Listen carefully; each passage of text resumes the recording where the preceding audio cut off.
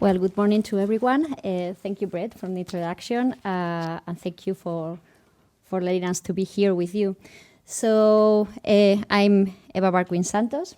I'm the clinical director of Marsi Bionics, and I'm going to introduce Marsi Bionics. Our company is a Spanish company. We grew up in the CSIC, that is the center, is the Spanish Higher Council for Research, and is the public system for research. Okay, this is important because it means that our company didn't grow in a scientific environment or alone or whatever. No, it has been grown up in a very solid environment. Okay, so Elena Garcia is the founder and the principal scientific of the company, and she's the founder of Marsi Bionics. She is one of the 10 most important scientists in Spain. She has more than over 50 awards, more than 100 scientific publications in very important international journals, and she has already 8 patents in Europe and also in America. She has won a lot of awards, not just in Spain, but also in Europe. And let me introduce you the exoskeletons. I don't know if you are already familiar with the exoskeletons. Okay, we are going, yes, a little bit, right? We are going to talk about the exoskeletons. So the beginning of the exoskeletons is in the military base, okay? As always, it's in the military system where there is the money, okay? So all the exoskeletons has been grew in that system. But also there are other exoskeletons that are being used in the industry, helping the workers to work better, okay? Because maybe they are not going to get tired on the upper leg if they used to work with the arm upper the head, or also there are exoskeletons for the lumbar, okay? Those caregivers that they need to move the patients, they can have this support. But we are going to talk today about the rehabilitation robots, okay? The rehabilitation exoskeletons. Those exoskeletons are going to help the therapies to work better with our patients, okay? And to try to make their lives better with a better quality of life. And also you will see in the market that there are exoskeletons for the mobility. Okay, the mobility, they are exoskeletons that they are used as a technical aid. Okay, so the scope is not to recover, the scope is just to supply a function that the person doesn't have anymore. In the gait exoskeletons, we have 3 types. We can talk about the N effectors, the ones on the left side on the screen. Okay, these are not really exoskeletons because what they did or what they do is they are attached to the end part of the limb, in this case at the foot, okay, and from then they are going to move the rest of the lower limb, okay. The movement is not very precise, it's not very consistent, and the patient must have a little bit of control at the level of the knee. Okay, but the exoskeletons, they cover the whole lower limb, meaning they are motors at the level of the hips, they are motors at the level of the knees, and some of them, they have motors as well at the level of the feet. So with these exoskeletons, the movement is going to be more under control, okay? It's going to be possible to adjust the gait parameters, that they are the step length, the step height, and also the velocity. And the movement is going to be better, no, with higher quality. On those skeletons, there are 2 types. The ones that they are on a treadmill, okay, that they are fixed exoskeletons. And also they can be used with a body weight support system, okay? And there are the portables exoskeletons or the overgrounds, okay? That means that the exoskeleton can move around the environment and interact with the environment. This is the case of the Atlas 2030. And this exoskeleton is going to facilitate the integration of the patient with the environment, allowing the patient to play around, to participate with the family, with friends, with the therapies, and also is going to allow the patient to perform multitask activities. Why? Because while walking, the patient is going to be able to use the arms, the hands, the head, okay, or also to do cognitive activities at the same time. So let me play a little video. I'm sorry it's in Spanish, but it has the subtitles in English, okay? Just to let you know or to give you a brief idea about what Atlas is. ¡Ay, guapo! Álvaro era muy chiquitín cuando empezó con el EXO. El EXO es como una ventana al futuro. El EXO, en el momento en el que se empezó la investigación, los AME no tenían perspectiva, los AME tipo 1 ni los AME tipo 2 tenían perspectiva ninguna de caminar. Vas viendo un retroceso en tu hijo, en movimientos, pero hasta que no te hacen X pruebas y un estudio genético no llega. Si es la AME y sobre todo qué tipo es. O sea, siempre te decían, jamás va a caminar, nunca, de ninguna manera, porque su debilidad muscular se lo impedía. Y sin embargo el exoesqueleto hacía lo que todos los médicos decían que no se podría hacer, que era caminar.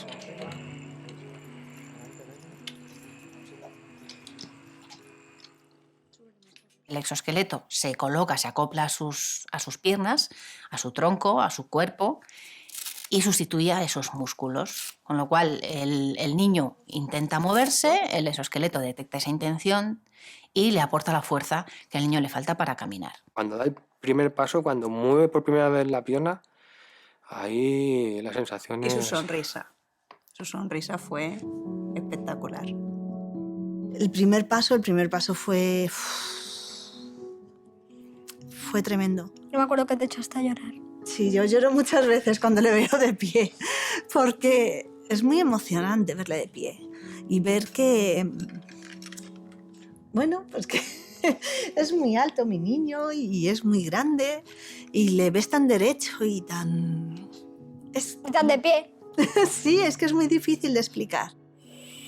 Estoy andando. Involucran otros grupos musculares, no solo las piernas. Se trabaja muchísimo el tronco, los brazos y el cuello. A base de tonificar esa musculatura gracias al tipo de ejercicios que hace con el exoesqueleto, la fisioterapeuta poco a poco ha ido soltando esos agarres, hasta el punto de que en este momento Álvaro usa el exoesqueleto sin sujeción torácica. Eso, hablando de la atrofia muscular espinal, es una evolución muy significativa. Es otra forma diferente de hacer bipedestación y de tener movimiento, con lo cual realmente vamos a intentar luchar contra las contracturas de una forma además lúdica en el que el niño puede estar haciendo actividades con miembros superiores mientras que está colocado de pie. En realidad lo que nosotros buscamos es que el niño se mueva por sí mismo. Y el proyecto del exoesqueleto es en ese sentido un punto importante para lograr la independencia motora del paciente. Jugar, pues como juega su hermano, como juegan sus amigos, para ellos eso es importantísimo. ¡Toma! El exoesqueleto tiene un impacto en la calidad de vida, por supuesto, del niño. En cuanto el niño se pone el exoesqueleto y empieza a andar, se ve en su expresión, se ve en su sonrisa, pero va mucho más allá. Lo que estamos viendo es que el exoesqueleto impacta en la calidad de vida de toda la familia, incluso de sus cuidadores. Se pone de pie, juega, se pone feliz cada vez que se supera.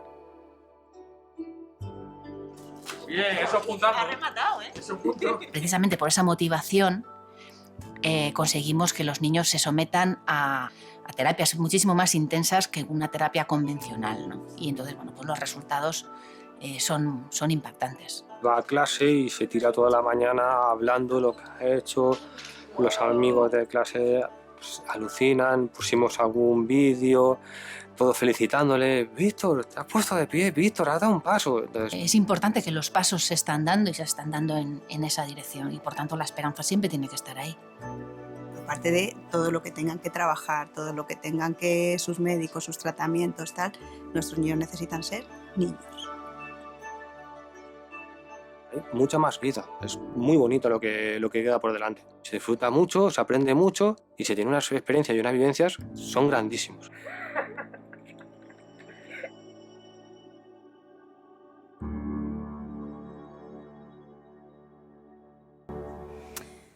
So that is the atlas and how the atlas was born. Okay, so we started with this prototype in 2013.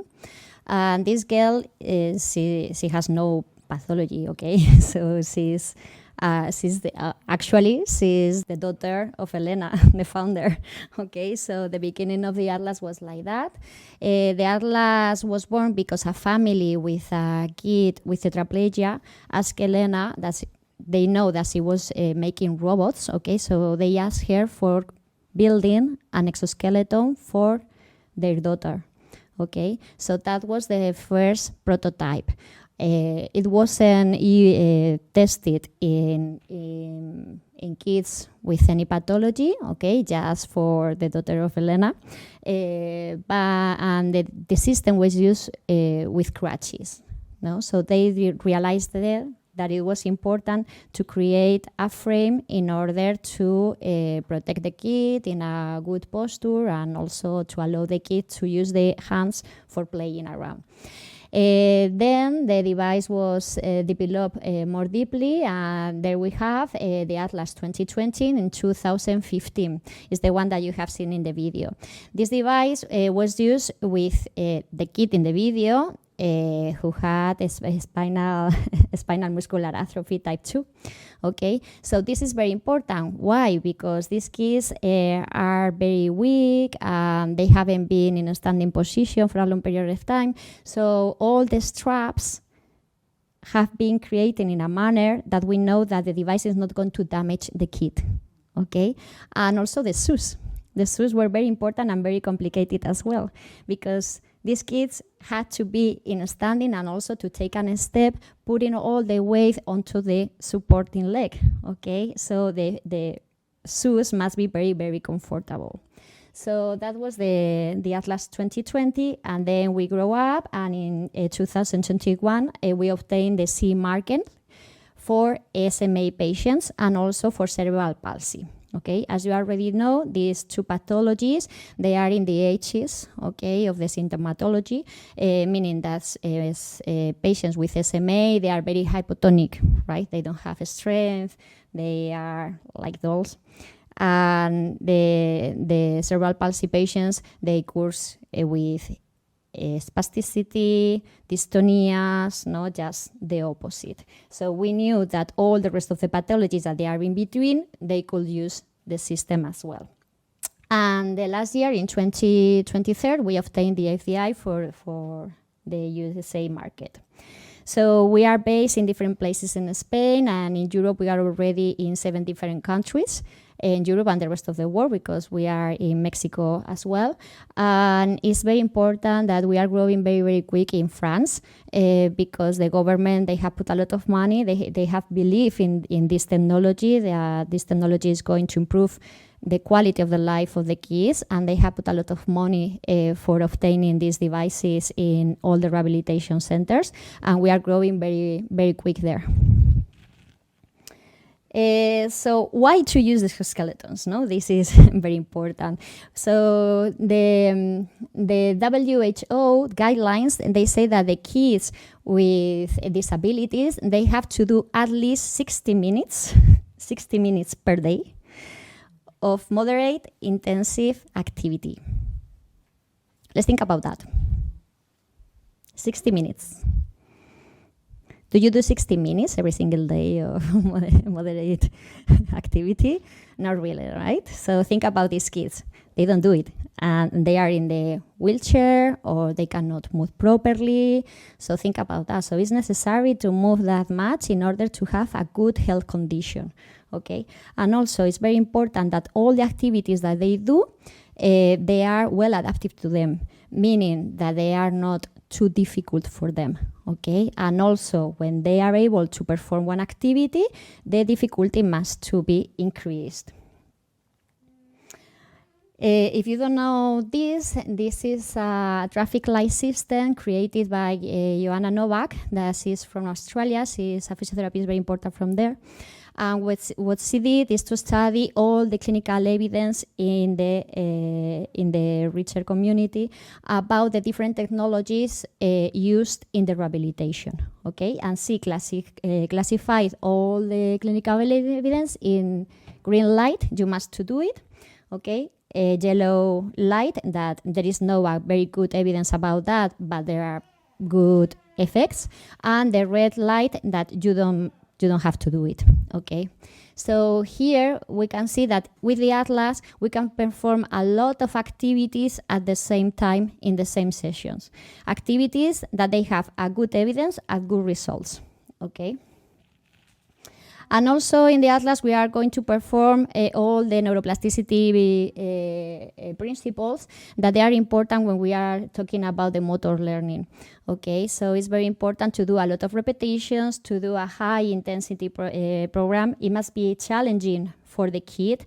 The kid must be very motivated. This is important. And when we are talking about standing up and walking, who doesn't want to stand up and walk, okay? And if we are doing that in an environment where I can play around with others and like that, the kids are going to be even more engaged into the treatment.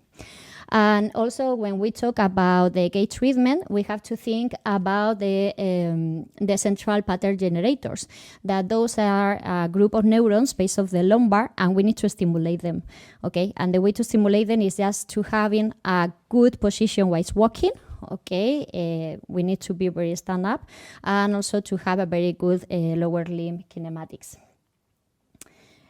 So the robotics are going to allow us to do a very specific task. They are going to allow us to increase the intensity and also the repetitions. And also it's very important because they are going to reduce the burden of the professionals of the healthcare. As you can see in the picture, the one on the left, this is the current gait therapy for a kid. So the therapist behind, holding the kid, securing the kid, and then trying to step forward.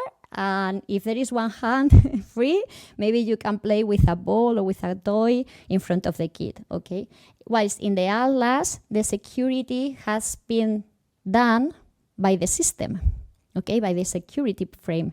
So the physiotherapist or the therapist doesn't need to be securing the kid anymore, and the therapist can be doing another activities that are going to be more important, no? Like the picture in the video that they are playing football.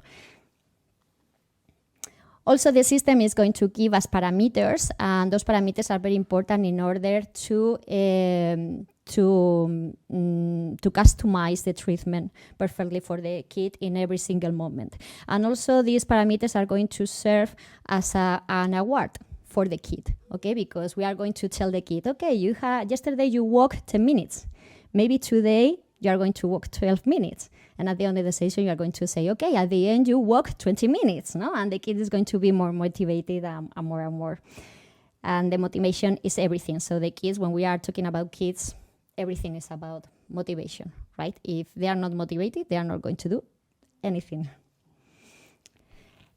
So this is the Atlas. I'm not going to talk about it because you are going to see it later, but let me tell you about the technology Ares. The joints of the Atlas are very particular. They have a technology that is unique in the world, that is the Ares, okay? And the Ares is a flexible joint, a flexible motor.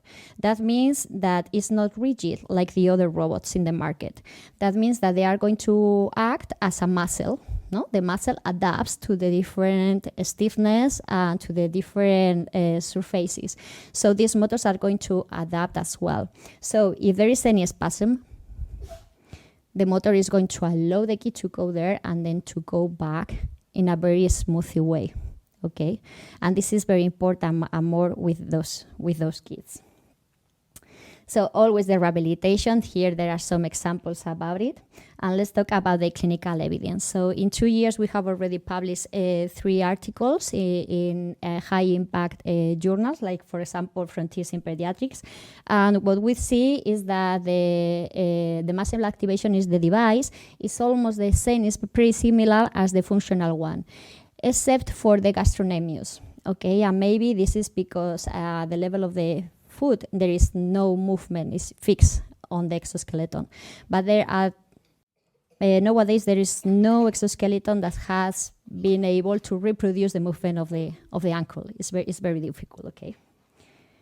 What we see also is that there is an increase in the muscle strength, not just at the level of the lower limb, but also at the trunk, at the neck, and at the head, and also at the upper limb. And we see in just 8 sessions in SMA patients, and also throughout 6 months, just using the system twice a week. This is a very important study for us because there are 2 intervention arms. So we are going to compare kids with cerebral palsy that use the system for twice a week, instead kids with cerebral palsy that they just do the traditional therapy. And what we have seen is that the kids that use the system, they get very familiar with the unit very fast, that they are able to stand up for longer periods of time, that they are able to take more steps in the same period of time. And also the system has 2 modes, one that is passive or automatic, and another one that is more active. So we see that the kids are more active during the treatment, and also that it's possible to set a force threshold even higher and higher at the levels of the hips and at the level of the knees. That was the sample, and what is very important that almost the 100% of the sessions were completed, meaning that the kids and the families, they get very engaged with the treatment. They are very happy seeing the results. Using the device, we see that, no? That they are more active, and also that they get stronger at the level of the hips more than at the knees. And also it's possible to walk backwards, okay? And they start to walk backwards even more and more. To walk backwards is important because it reduces the flexors, the contractors, and also makes the kids to be more stable at the pelvis and at the back. So there is a reduction in the contractors at the level of the hips, of the knees, and also the ankles in kids with SMA and also with cerebral palsy in just 8 sessions, okay? And also there is a reduction of the spasticity just right after the Atlas session, but also between the sessions, and this is important. But if I'm stronger, I have less contractors and I have less spasticity, but I'm more functional, it doesn't serve for anything. So it's very important to measure the functionality of these kids. So we use the gross motor function, 88 items. If you don't know this scale, it's a scale that normally is carried out once a year because normally there is no changes, okay? And it evaluates all the evolution of the kid, from the cubitus on turning to seated, crawling and kneeling, standing, walking, running, and jumping. What we can see in the group that they did the Atlas is that they were getting better every single month. They just use the system for twice a week. And also, those changes were clinically important, okay? And that means that the kids improve 19% more than the control group. Here is another way to see the scale. Okay, I'm not going to stop here because there is no time, so sorry. And also we measure the functionality.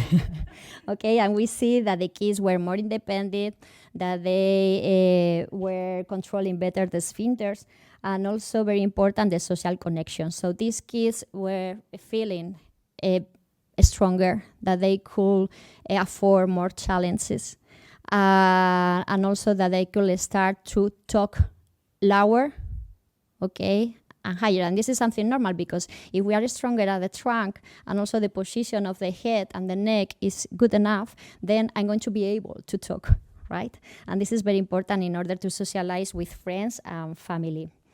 And the quality of life, of course, is very important for the kids and also for the families. And we saw that, no, that emotionally they were getting better, their self-esteem were getting better, and that they slept better, and the bowel breathing was improved. Of course, they were up and in movement. Okay. But the most important thing was the pain. The pain decreased 20 times more compared to the control group. And this is very important. How limited is the pain in our kids? Satisfaction of the kids and the families were measured, and also the therapies, and the satisfaction was very high, was excellent, actually. And yeah, we are doing another studies. We are right now in a very big study in Spain with the most important pediatric public hospitals in Spain, and we are going to measure the effects of the Atlas after using it for 4 months, twice a week, comparing with a group control, and the sample is going to be very big, 60 patients. Okay, it's quite big, and also we are going to measure the follow-up. So for how long these results last. And also in Mexico, they are studying the effects of using the Atlas in the sleeping quality. Okay, that this is very important for the cognition of these kids. Can I show the clinical case? Yeah. So just let me show you how the Atlas works. This is very important. So most of the kids with cerebral palsy, they suffer a hip luxation. So as you can see in the picture, at the level of the hip here, you can see the femur that is pumping out. Okay, that means that the hip joint is not built properly. Okay, it's not created properly, and that this kid couldn't use the Atlas and couldn't be walking.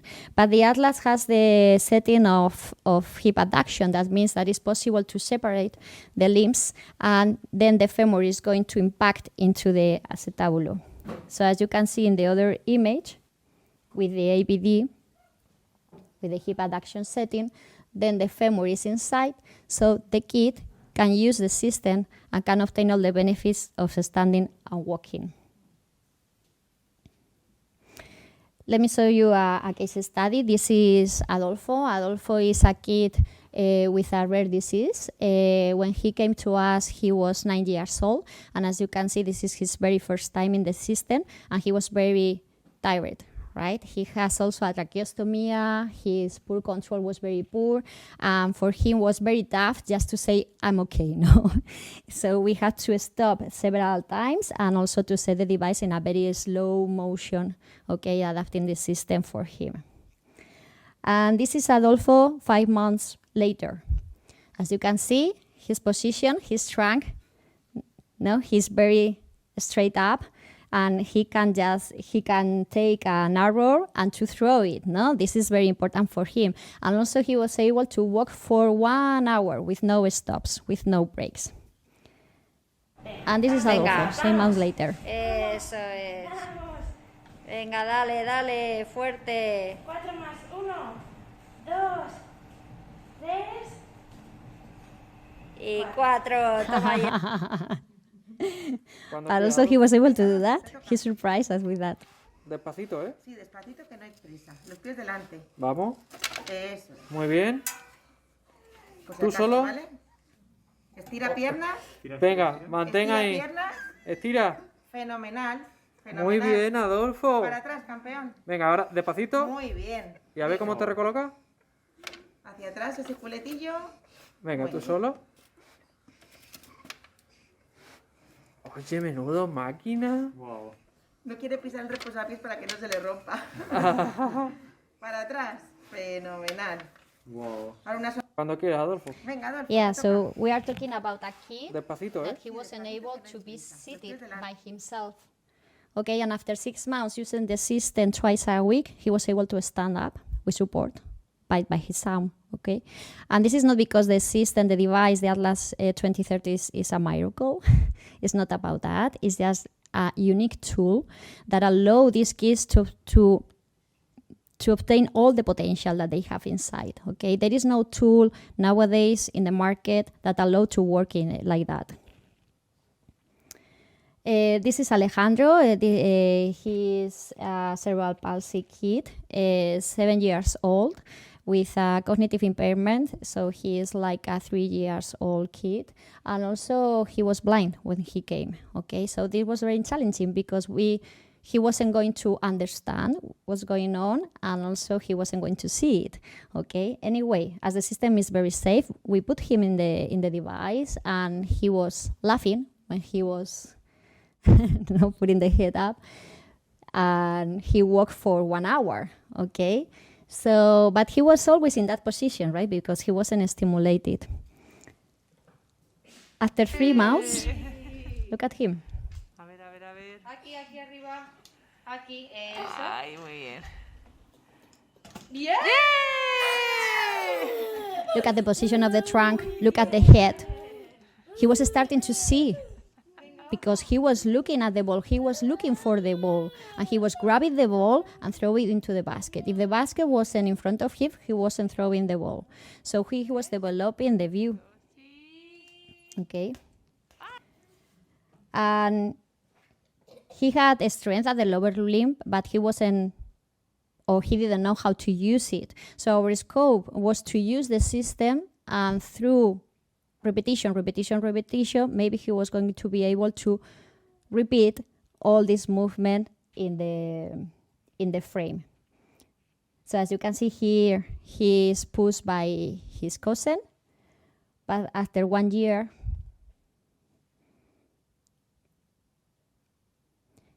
he's walking by his own. Okay, and this is a change very big for him, but not just for him, for his family as well. But as you can see, he's a very big kid. So this is a relief for the family, because right now he's helping in the transfers.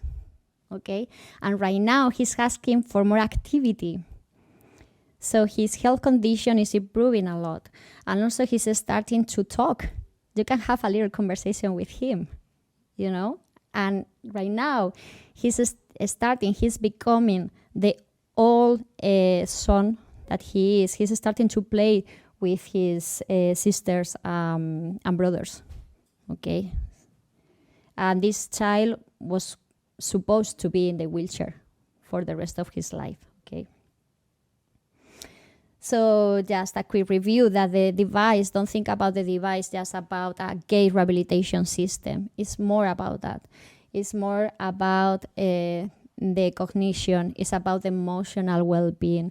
It's about comorbidity prevention. Okay, so it's more than just gait. So it's important to walk around and to play, and we have to let the kids to be kids. And this is the most important thing. So thank you so much.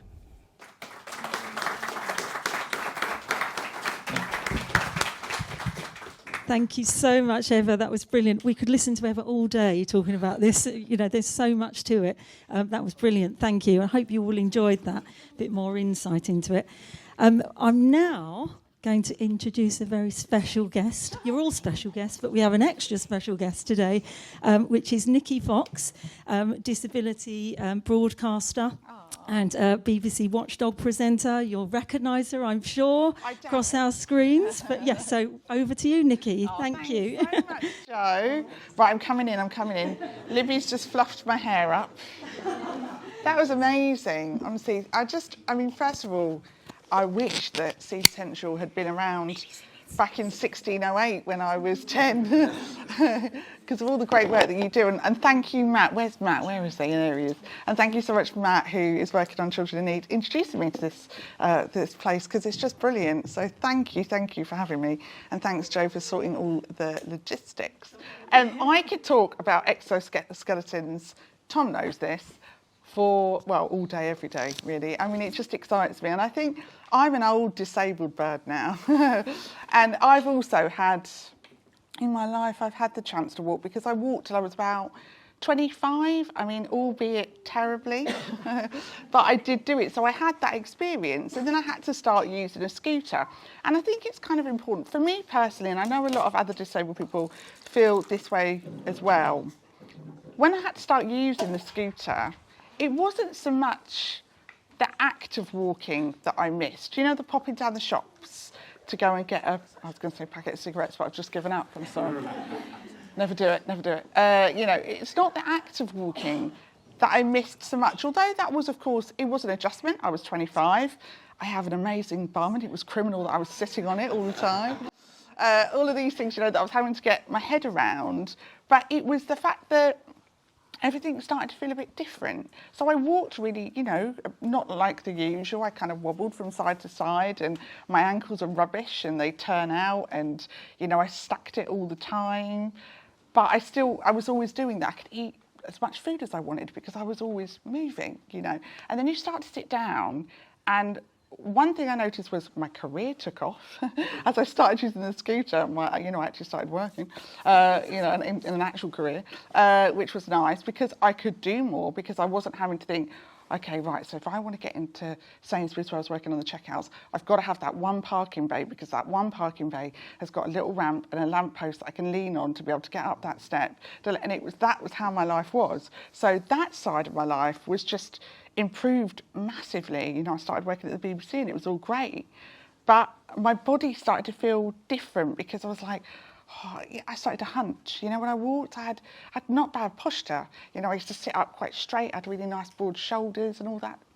I was going to swear then. I had all of that. I had quite a good core as well. I've got muscular dystrophy, so, you know, this is a very kind of basic way of saying it, but it just means all your muscles are weak, really. I don't know exactly what kind of muscular dystrophy it is, but yeah, all my muscles are affected. But I did have quite a good core that kind of enabled to stand up quite nicely and put my shoulders back. And then you start sitting down and you're like, I'm getting a bit hunched and that's causing me a bit of pain in my back. And then I had quite a straight posture, and now I'm starting to lean to the side a little bit. And I think that's because my spine's going a little bit curved because I'm sat on my tush all day and I'm not able so much to get that exercise, that 60 minutes a day that really I probably needed to do. And then you couple that with work as well. So they were the kind of important things about going from walking all the time to then sitting down. Not so much I really want to walk, although it's a lovely feeling, don't get me wrong, I'll never knock it. Like, it's kind of, and it's the same for a lot of disabled people, particularly people with spinal injuries. Like, it's kind of, the act of walking is albeit important, but not the most important thing. It's all the stuff that comes with the fact that we're not really designed to sit down all the time, are we? We're supposed to walk, you know, our body just functions better. And I found that, this is why I love Tom so much, I keep looking at him like it's my safety blanket. But I met Tom in 2015 when we did something for 5 Live, and I walked in the Rex exoskeleton, and it was such an amazing feeling. And it wasn't, you know, the fact that I was up high and all of that was lovely, I wouldn't knock it. But it's the fact that that night I was still doing a bit of walking. I had to hold on to whoever's shoulders to walk to, you know, wherever it was I was going, bed probably. I walked better that night than I'd done in ages just for being in that exoskeleton for 20 odd minutes. It was amazing, and stuff stopped hurting for a minute, and I was like, oh, this is delicious. You know, just and everything went well. But when you have a kind of disability like mine, like a spinal muscular atrophy or muscular dystrophy, you do need the expensive shit, the technologies like the exoskeleton to enable you to do that, because standing in a walking frame doesn't work because your arms are too weak, they won't hold you up, your core's not strong enough and you'll flop like this, and you know there's a lot to it. And like I say, I'm not a specialist, but I just know from personal experience, you know, even things like my neck was starting to go back when I was standing up. I'm like, what's going on? You know, so you need something like the Atlas, something like the Rex. And it's not just the kit you need the people that know what they're doing, like the Tom and like all the wonderful people in this room. You know, you need the expertise as well. And that was just, for me, impossible to find. You know, when I was walking, I popped down the local gym with my mum in my kickers and a shiny tracksuit and a belly top, and they just helped me use a few bits of kit that I could use, and that was fine. But when you sit down more and you need help with my lovely Libby, like transferring and doing all of that kind of stuff, finding these places are just impossible, which is why I tracked Tom down and found Vim Healthcare, and that's great. And I haven't been able to go much because I've been working so much, but we talk about it a lot, and I will be, you know, because it does excite me, but it excites me for the reasons that I know that it will help improve everything about my health. And as I'm 44 now, you know, I can't shake off a cold as well as I used to be able to. I'm not as resilient. Certain health things have cropped up. And that's because, you know, I made a choice to work and not necessarily pay as much attention to this. It's also because I couldn't find these kinds of places. It's also because this technology, quite frankly, I'm in a good job, but it's kind of out of reach, you know. Tom helped me source a second-hand standing frame because they're bloody expensive, you know, and there's lots of other things that I need to spend money on that's to do with my mobility. So, you know, it is out of reach for a lot of people. So I think this technology is exciting for me personally for all those reasons. I love the fact that it's being used for children because I can imagine how health-wise, you know, I mean, we've just seen how important that is. And, you know, you do one thing I think most people will say is, disabled people will say is, okay, some stuff's gone, that's fine, but we all want to try and stay as healthy as we can for as long as we can, you know. We all would rather not have pain during the day, you know, we would all, you know, like our systems, you know, at the end of the day, if I've sat down in this all day, my legs look like overstuffed sausages because I've swollen up, you know, because I've sat down, getting my standing frame, and everything, all the water retention flies out of me. I sleep really well that night, you know, my breathing's better, all of that kind of stuff. So the ship sailed for me, like getting on top of that now because I'm no spring chicken, but I can do what I can now. But it is hard to find the right people and to find the right kit. So this is very exciting. I'm really glad to be here. It's not all about walking, but I hope I've explained the reasons why I find it very exciting. And not just the fact that I was also obsessed with Robocop, and I do feel quite cool in it. So it's great, yeah, it's great to be here and hear about the Atlas. And thank you, Jo, and thank you everyone at CPotential. It's great to know about you. Thank you. And thanks to all of you.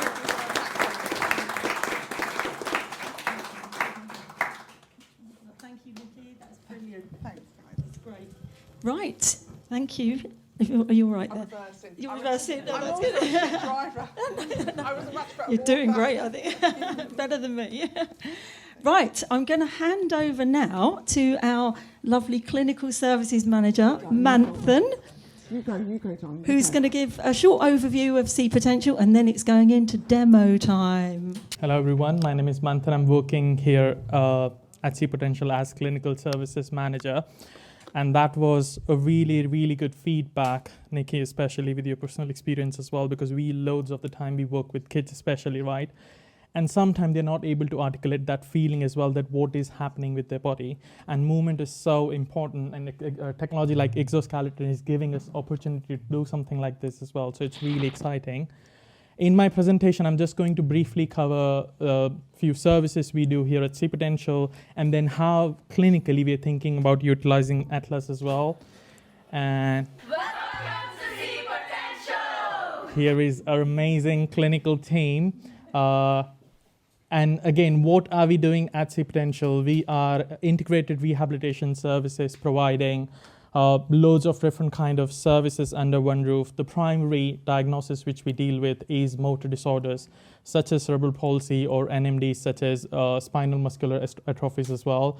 And the kids, especially when we see as well, they might have a secondary difficulties as well, such as communication difficulties or sensory processing concerns or learning disability as well. In a nutshell, if I want to define CPotential, we provide face-to-face sessions. Here we try to help and work with the child and family as a unit and provide that face-to-face sessions under one roof using a model which we are going to discuss a bit more in detail, which we call it as integrated therapy model. We provide intensive sessions as well as weekly sessions for a primary disorder, which we call it as motor disorders. And this is a frontline team. So if you have any questions regarding the clinical stuff we are going to see, just keep in touch, and anyone with ability should just contact them, and they would be able to explain to you in terms of much more in detail about what we do at CPotential. Oh, sorry. And how are we doing at CPotential? If you see, this is the data from January 2023. We have done 6,600 plus sessions here under one roof. We are helping 200 plus families who are accessing one or more services with us currently. We are really true believer in MDT, multidisciplinary teamwork as well. And we have spent 360 plus number of clinical hours on MDT, which is one-to-one discussion with family and a child together, and doing an online reviews as well. So all of our sessions which we do, especially the initial assessments, are online, because especially after COVID, we so became comfortable with the online, using the online tech as well.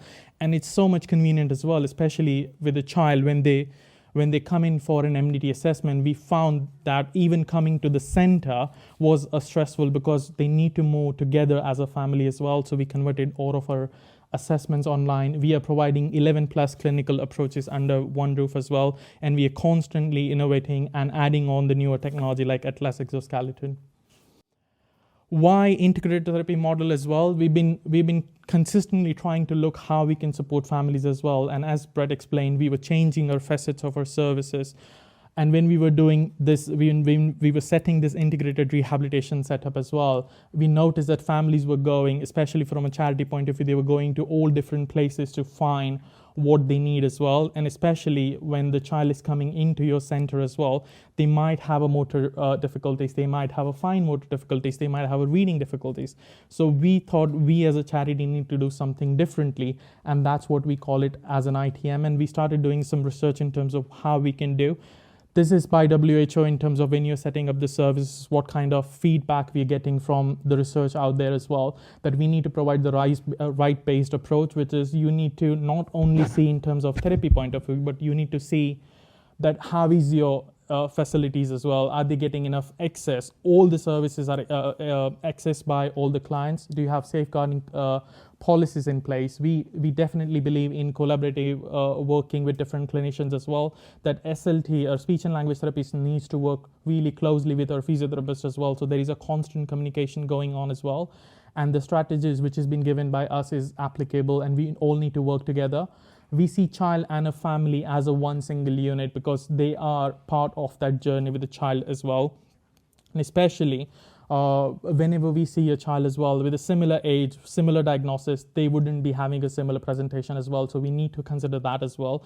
And we need to see what are the goals for a family as well as the child. We definitely believe in universal healthcare as well. Our facility, we are proud to say that as well, is accessible by everyone. We have a family support manager, Rosie, here, who's helping with the tech today.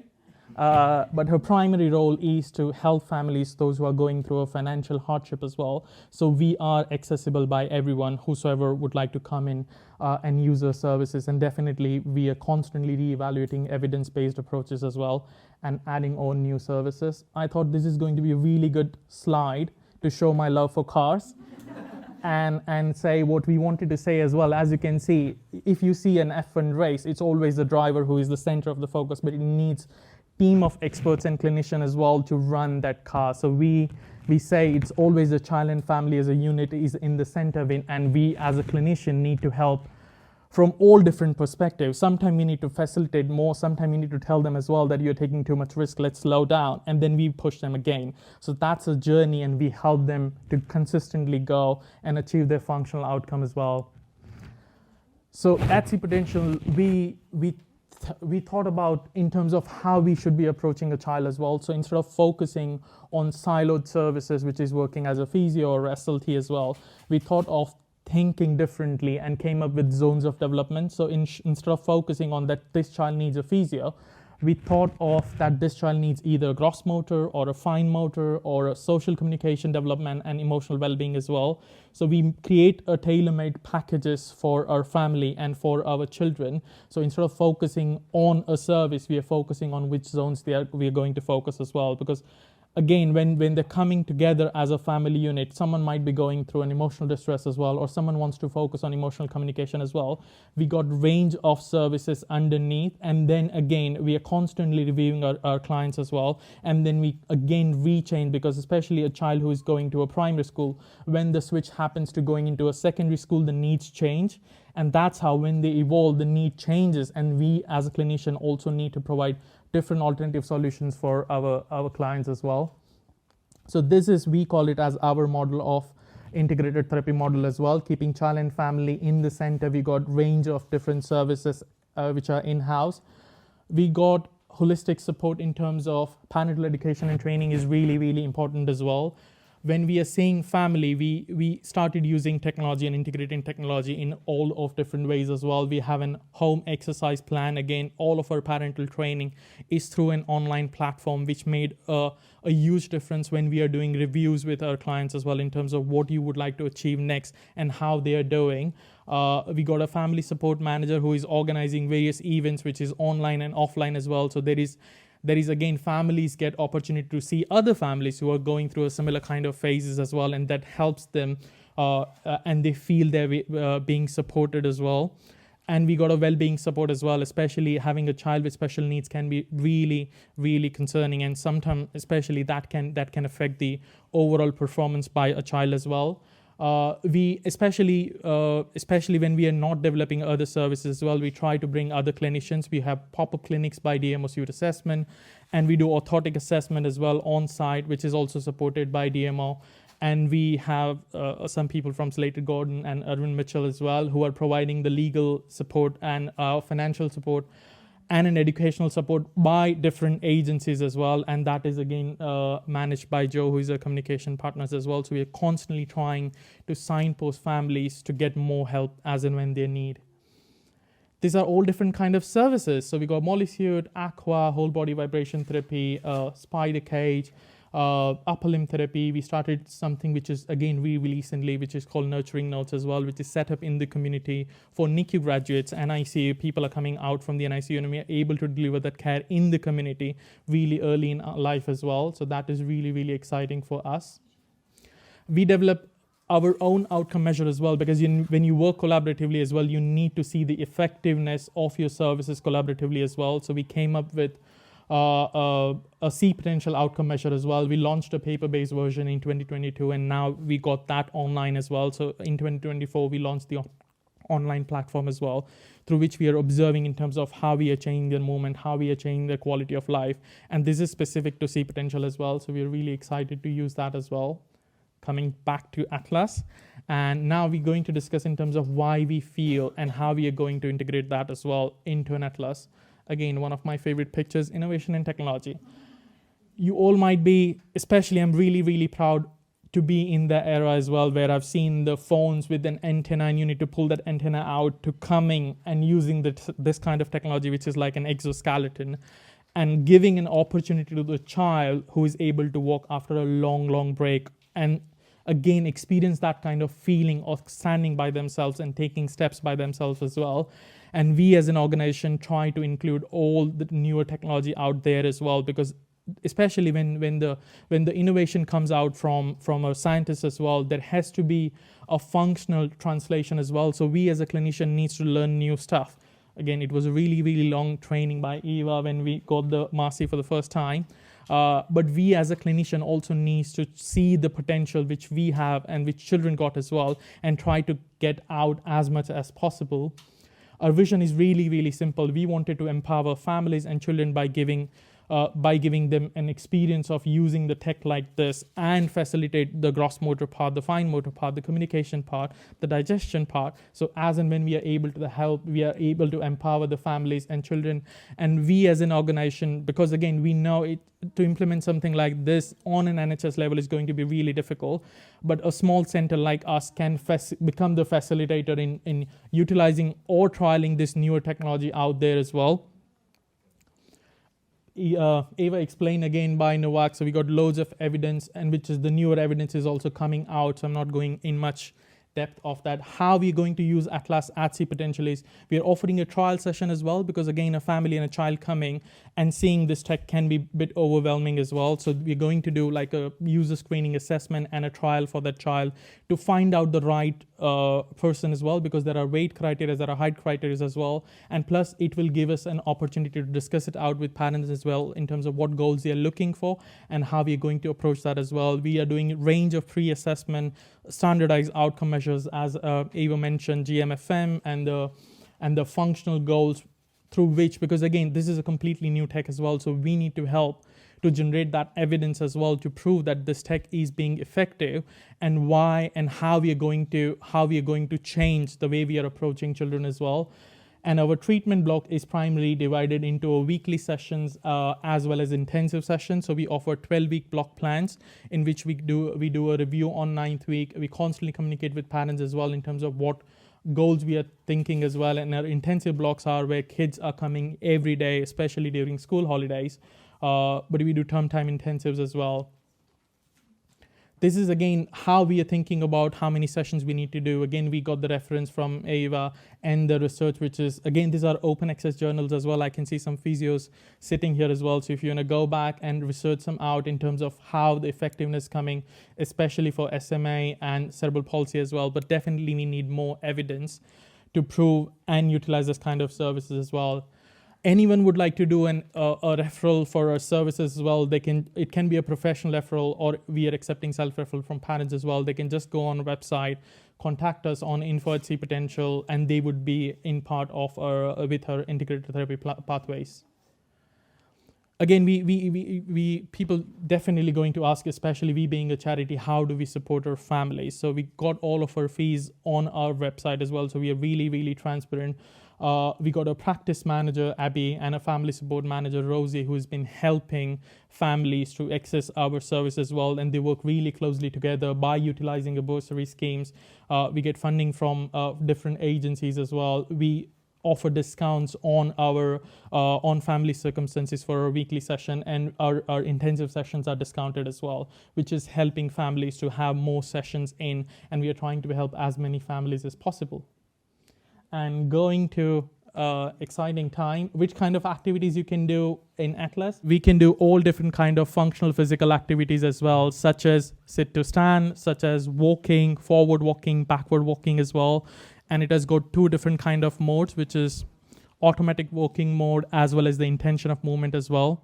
Just to give you a brief background, Maya has been suffering. She's 8 years old and she's got diplegic CP, and she's been coming to see us for a range of services as well. And the primary reason we thought of utilizing Atlas as well, because again, for physios who are here as well, we've been struggling to get, she can walk with close supervision, but as soon as we increase the distance, there is definitely a fear of walking for the first time as well. And we are thinking about using this technology to help her get confidence, which she needs for walking independently as well.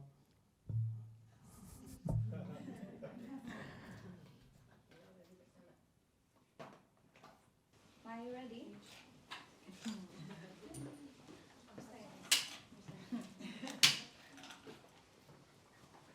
Big stand up, all right? 3, 2, 1.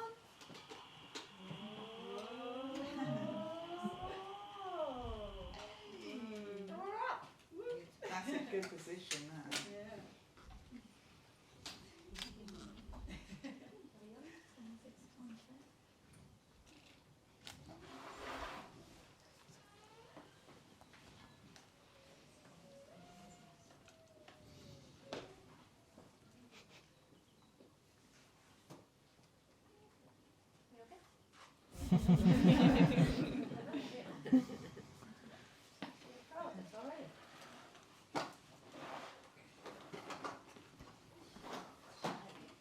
Should we start walking? Should we do a couple steps first? Yeah.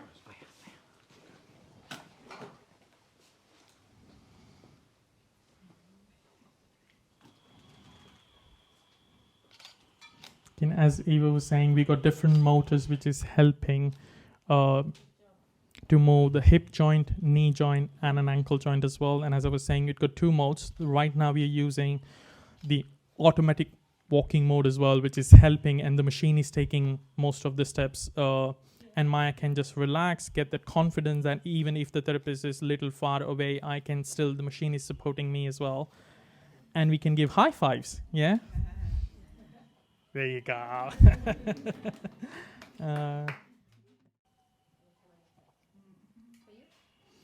Again, we do range of motor tasks as well as the cognitive tasks as well with kids when they are walking in the machine.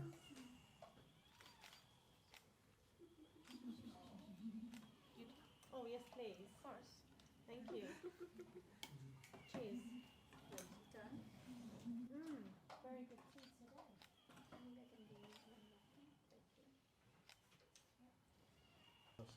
Right now we're using, because we recently started using it for Maya as well. So she is doing automatic walking, so the machine is doing the entire work. But again, the machine is really, really smart in terms of when you're using the intention of movement mode, in which initial steps, the machine is going to see how much strength is being given by Maya. And then gradually it's been divided into from 0% to 100% in graduals of 10%. So on the machine, you can select the threshold 1, and that much challenge the machine is going to give. And you can constantly keep on increasing the threshold as well. And we trialed it on last Saturday and we were on number 3. But it's really, again, kids needs loads of time to get adjusted to that as well, especially while using the new tech, right? So it's really good to start using it initially on an automatic mode. And probably when we are making a turn, we can go on to the intention of movement mode as well. And what is the funniest thing we have seen, especially as well, right? So especially all of our kids are so much habituated with walking forward. Even when they're using their walker as well, there is no function of going backward. And the kids have got really good strength, especially when we started using the machine for backward walking, which is really, really important for them to increase their strength, to reduce the spasticity as well. Funnily, the kids were not able to understand, because there is no concept in the brain as walking backwards. So they were actually started to fight with the machine as well to move forward. So that's where as well we use the automatic walking mode first to get into the unit, to make them understand as well that they need to relax. The machine is taking some steps, and then gradually, with a period of time as well, they became comfortable with walking backwards as well. So Manthan, the machine, I know you probably said this, I'm just trying to understand it. The machine will feed back to you how much you can then load you could put on, how much, so it sort of interacts with it, yeah? Yeah, so constantly it gives the parameters in terms of the walking parameters, how many steps is being taken care of. Also, the machine is asking you in terms of, you can actually say how much muscle function is being done by Maya as well. We got a monitor as well, in which you can constantly see that how much muscle function she's using as well. And depending on that, we constantly challenge her for the next one. Yeah. So you're able to analyse the data in terms of progress and what areas. Yeah. And is that's broken down by different muscle groups as well, is it? Yeah. So especially the primary muscles which is being used in the intention of movement mode as well is around the hips and around the knees. These are the primary muscles which they need to use, and especially those of my colleagues who are working with CP as well, they would know. Especially kids with cerebral palsy, again, they struggle with extending their knee, using their quadriceps as well, because they are constantly, their quadriceps is being elongated. So that's where as well they can initiate using the hip, but as soon as you need to relax that quadriceps to activate that knee extension, that's where they struggle a bit more as well. Can I ask a question of Eva down here? Yeah. Do you want to understand? So Eva, is there any sort of more developments that's going to happen in terms of the feedback and software and those sort of things? Because I know that you're constantly looking at innovation. What's the next step of this sort of technology, do you think? Where do you think this technology will go? Well, we are actually developing a cloud where all the data of the device, they are going into the cloud, so we can compare with other different kids or the results with other kids, and maybe to try to analyze up to 10 patterns in order to progress or to personalize the dosage and how to treat. No, when will be the best to use the system, for how long and how much. So we are doing this cloud, and also in terms of development, we are already creating a device for the kids' homes. Okay, so we are seeing that it's very important that the kids can walk also at their homes, not that they can stand up and go around, go to the garden, go to the schools. So we are developing also that technology. So not just for rehabilitation, also for their daily lives. Thank you, Eva. Sorry, putting you on the spot there.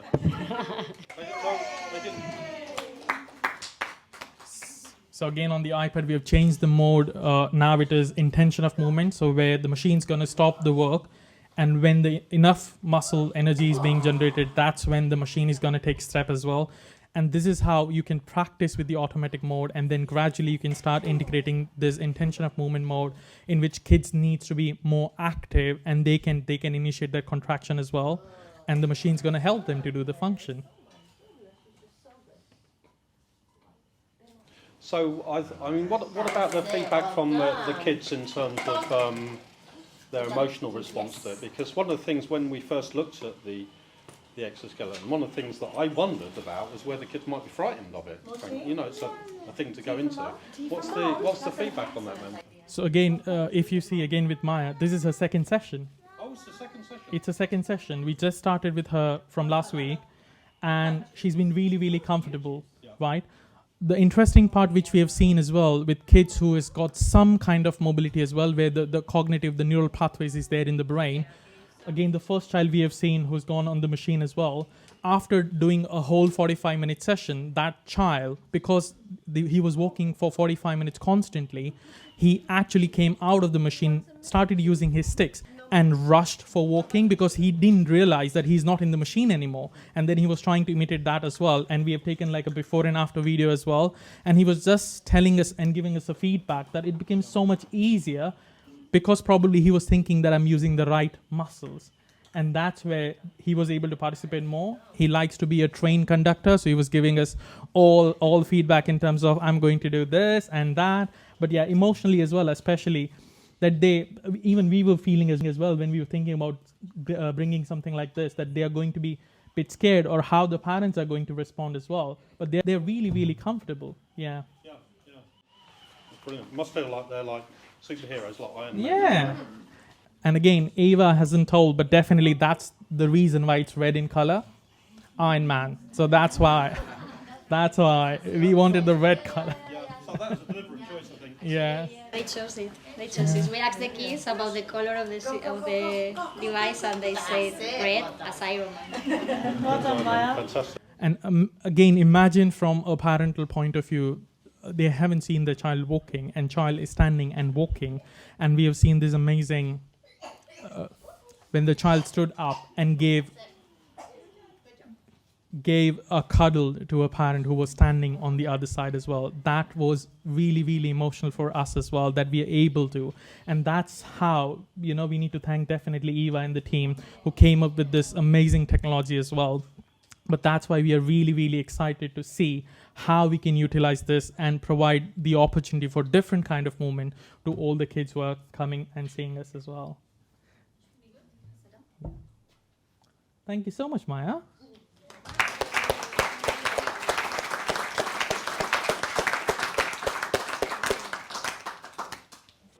Well, the exoskeleton, the Atlas, is kind of works by itself, to be honest. We don't do much. The amazing team at Marsi have made it all so that it's really simple to use. All we have to do is we have this lovely little iPad here and turn on the machine, get the child in, press play, and off they go. To be honest, it's quite straightforward. There's one motor for each joint, one for hips, one for knee, one for ankle, or for foot technically, and they will move the child in a way that we recognize as the best walking pattern or the best gait.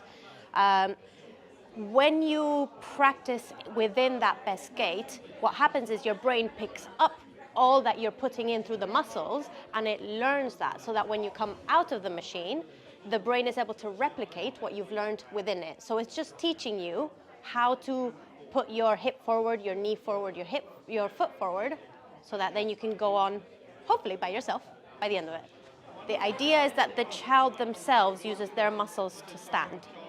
Yeah? So it's just there to give you a little bit of support at the sides, and the rest the child should do themselves, really. If you want to make the child work harder, because you've been going at it for a couple of weeks, and you can see that they're getting stronger, you can just go onto your little trusty iPad, put in, I want more force here, or I want faster steps, or I want longer steps. And it's all adjustable so that it's completely specific for each child. We obviously won't start super fast straight out the gate. We'll go really nice and slow, and then we can start getting more fun and getting more exciting. But it's giving kids the chance to do something is like in their wildest dreams. So at CPotential, we're a charity, so we don't turn anyone away that needs therapy regardless of their financial circumstances. Some people are able to afford to pay for therapy, in which case we will charge them at sliding scales of movement. Some people have court awards to pay for therapy, and then obviously we'll charge them. But literally, there are other people who cannot afford anything, and we still work with them. Now, this charity costs us £80,000 a month to run this place. Okay. Currently, we've probably got income worth about 50,000. We're losing £300,000–400,000 a year. We're expecting to do that. We were expecting to do that. We built this in the pandemic. Okay. So, if you know anyone that can help us with our fundraising as we move forward, we're going to be talking to people. This isn't an appeal to you directly for money. I'm not going to go around with a tin, shaking it and trying to get money from people. But you all have contacts. You all have people of influence. You all know companies. You know places that we can talk to, our fundraising team can talk to. We need to do that. Otherwise, in a year, 18 months, 2 years' time, this charity won't be here. It's an indictment that we need a charity even to do it. We don't get any public funding. Like most of the other, there are other charities here that work with children as well, like ours. They don't get public funding either. The NHS can't do this sort of thing. So if we want this to happen, if we want kids like Maya to be able to get this support, we need your help. Okay, on your help, we'll be introducing us to people. There are people out there, companies with money. There are places that want to help us, that can help us. We need the contact so we can speak to them. Okay, so after this event, we will be emailing you, talking to you, and if you know things, we'll do the heavy lifting. We're not expecting you to go and shake the tin for us. If you want to run a marathon for us, we just had 10 people run the London Marathon for us. Anything like that, we've got various things coming up. Then please. Help us, because we are on this mission. We have to do it. If we don't, these kids will not get this. They won't get it. Simple as that. I won't say that, but we don't turn anyone away. If you know people that you think these things can help, then pass them on to us as well, and we will contact you to dig into your address books, introduce us to people, all of that stuff. Okay? We do it unashamedly. We're going to badger you. I'm sorry. Okay. Thanks very much. Thank you, Brett. Thank you, Brett. I hope you all don't run out the door now. We're not going to be that bad. Right, thank you, everyone. Thank you to all the presenters, our techie, stroke family support manager, Rosie. Thank you, everybody. Yeah, the team have been amazing. Everybody, working really, really hard to pull this together. Thank you to our lovely guests, the Mayor. Thank you so much, Lester. We really appreciate your time. Nikki, thank you. I know you're very busy people, as are a lot of you here. Crispy Dog, thank you for filming. We're going to be sharing the video of the presentations. So if you can share it with case managers or anybody else, we'd be really, really grateful. And thank you so much once again for coming. Really appreciate that. Thank you.